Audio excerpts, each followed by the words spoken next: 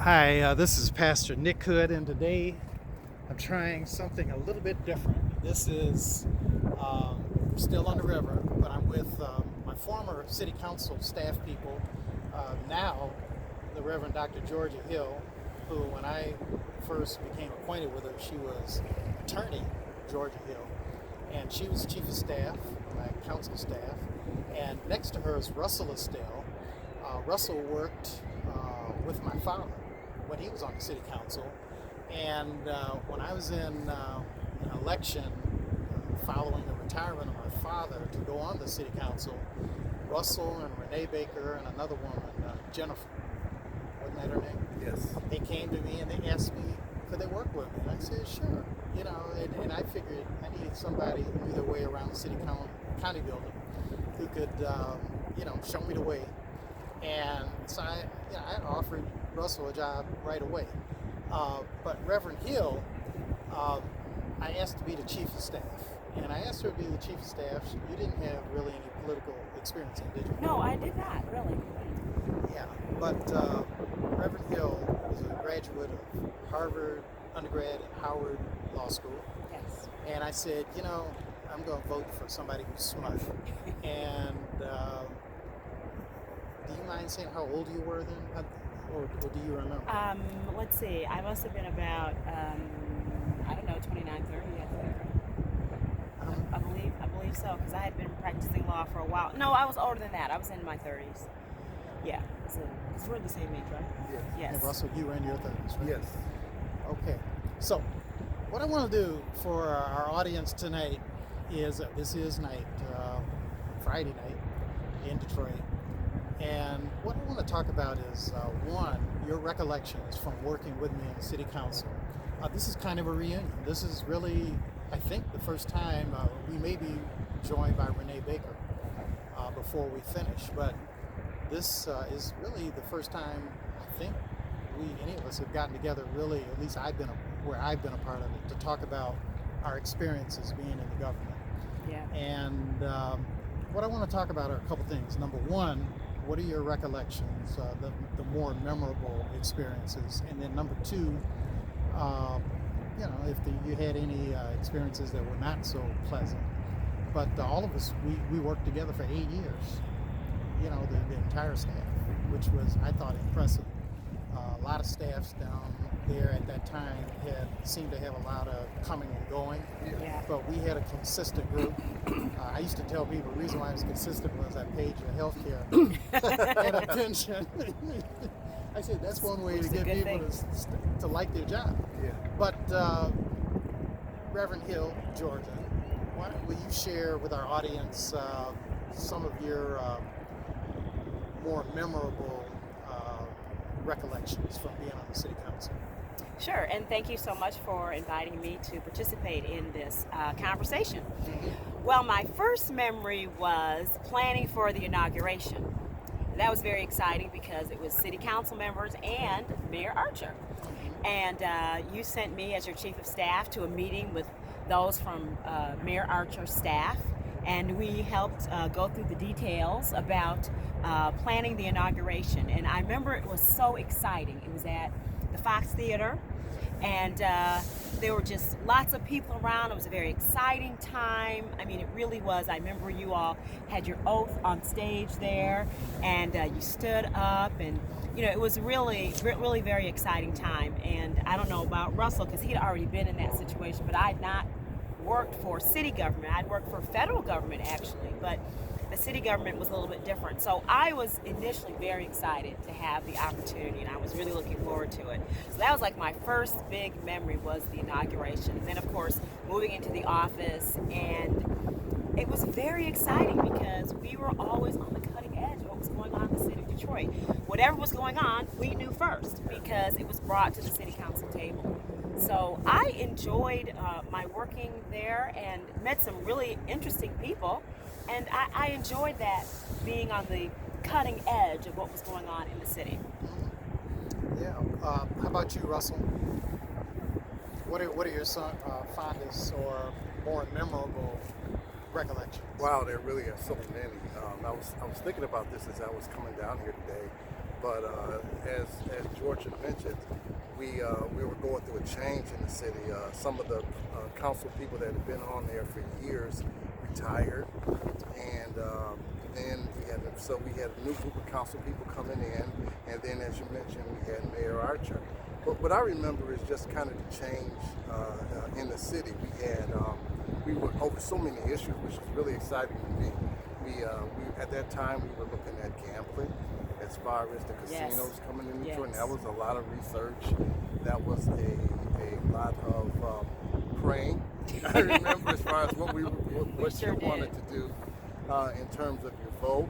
I remember that we were discussing Belle Isle, a fee for Belle Isle at that time. Contracts, we were analyzing contracts, trying to bring in more minority businesses in the city. So it was really a very exciting time for me.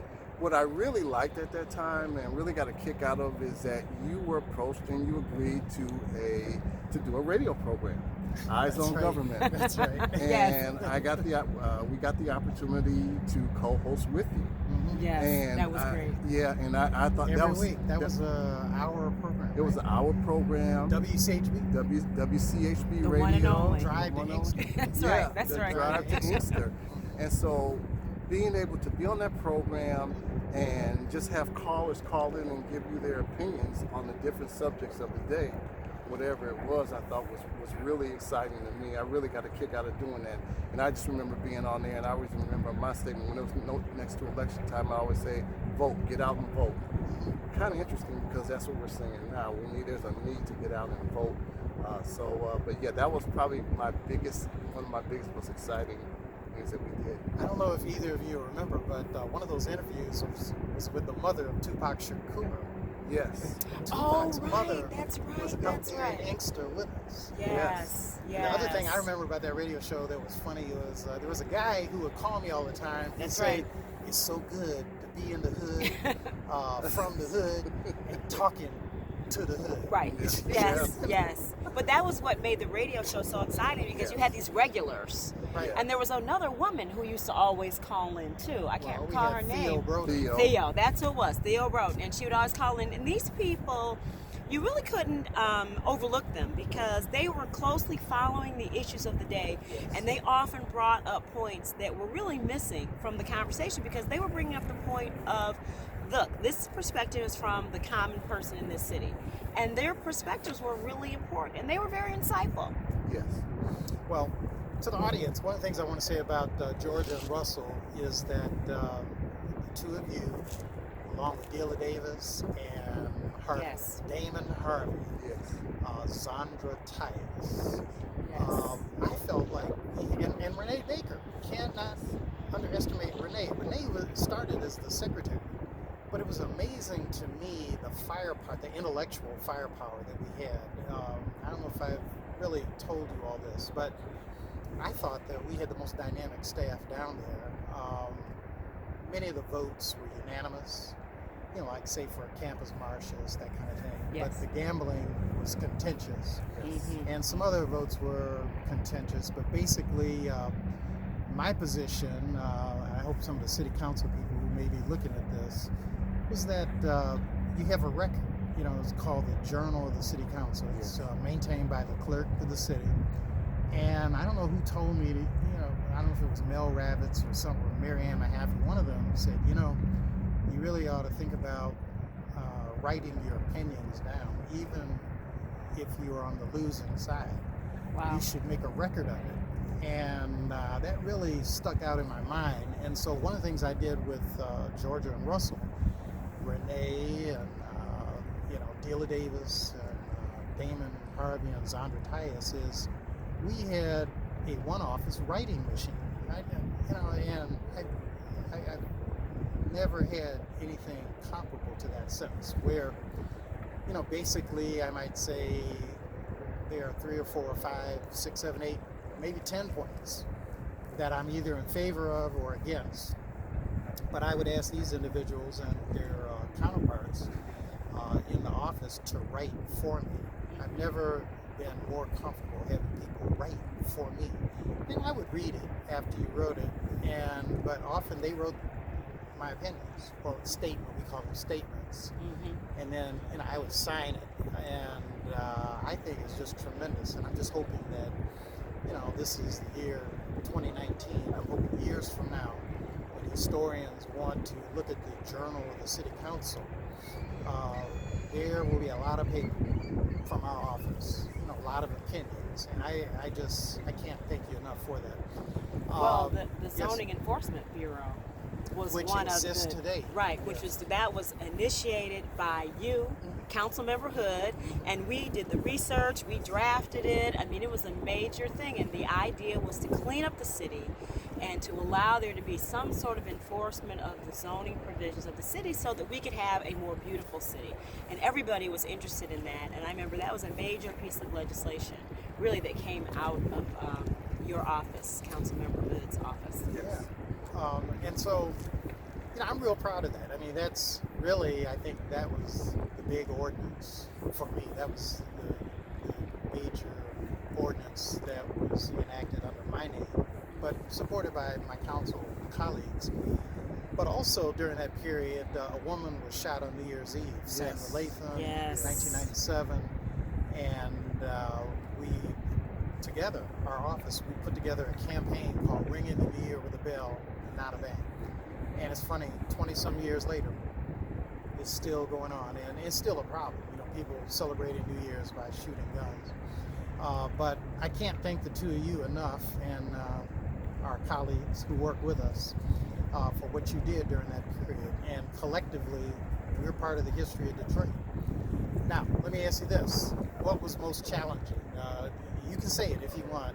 If I was the meanest guy in the world, Pass it to me. Well, I would just say that one thing that was challenging was that often we were exposed to information we could not readily share. And so there were things that we knew that we could not share, either about particular pieces of legislation or particular discussions that were going on, particularly between you and the colleagues. And so there were things that we knew, but we couldn't really talk about. And that was kind of challenging, but we wanted to maintain the integrity of the office. And so it's a position of trust that we were in. So I think for me, that was kind of challenging. It's 'cause some of the things, we might want to go out and raise the roof and say, hey, this is going on. But we were in a position where we had to exercise discretion. So that was a little challenging, I think, for me. How about you, Russell? I agree. I would say for me, is one of my job duties for the office was addressing constituent complaints. And a lot of That times is so true. when you speak to some of the constituents, particularly the senior citizen, that maybe they're in a neighborhood and the home needs to be demolished. It's been on a demolition list, and it keeps coming back, and action isn't taken toward it. And then you can just feel the pain in that constituent's voice. And you're trying to resolve the issue. You're trying to go through the departments and try and expedite it. And that was always a big challenge. And sometimes you have to listen to people, and sometimes they just want to be heard. And it was touching to me because I'm a human being like them. And I think that probably was one of the biggest challenges that I ever had working down there. But it helped me as a person grow. Yeah. Well, I have one last question for you. Both of you are Christians.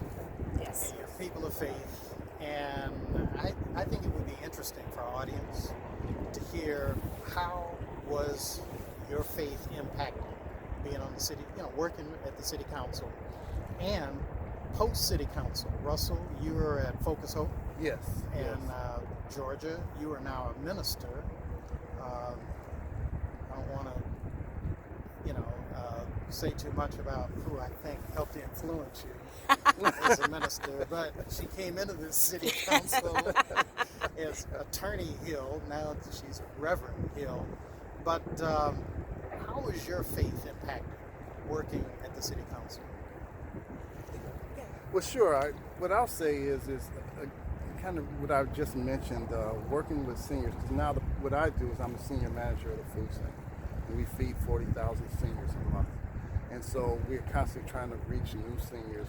But again, addressing those needs and those issues. My faith helps me, and my experience working at the city council has helped me to speak with seniors, understand again their pain, their frustrations, the need to help. Because again, it's all based on faith as far as with me. And so I think both have, and you always wonder what the jobs that you go through over the years, your career, how does that help you? Even if they may be a little bit different, but I think that my time on the city council has helped me in my position now as a senior manager for the food center, working with people. And you're working on a faith-based organization? Yes. Yeah. Yes. Reverend Hill, how about you? Well, I would say that one of the things that is evident in the political world is that you have the good, the bad, and the ugly. And so I think what I was exposed to helped me understand the importance of letting your yes be yes and your no be no. And unfortunately, we had lots of good deals that went down in the city, but there were also some deals that I think were not necessarily completely fair, and there were some situations that it seemed like the citizens weren't being well represented.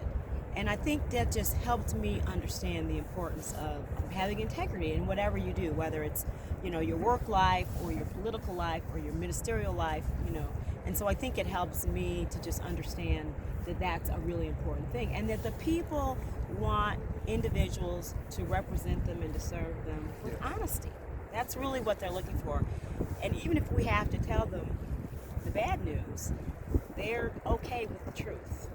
And the people just really don't like the cloak and dagger thing. They want to be above board. So those are the lessons that I learned, and I hope that, I'm living out, the fruit of those lessons in my own life, and will continue to do so. Well, I appreciate the two of you sharing some of your recollections, working together and with me. And it was a long time ago. We started in 1994. This is 2019. But I want to say publicly for the viewing audience that I appreciate the two of you. Appreciate having worked with you. I appreciate all the people who work with us. And I think we left the city a little better than we found it. So again, this is Pastor Nick Hood, and I want to thank you for taking the time to watch this video. And I hope you've enjoyed it. If you're without a church home, I'd like you to consider stopping by the Plymouth United Church of Christ, which is located at 600 East Warren Avenue, the heart of Detroit, the tip top of the Medical Center area of Detroit. And we worship on Sundays at 8:30 and 11, Wednesdays at noon, and I'd love to see you. Until the next time, God bless.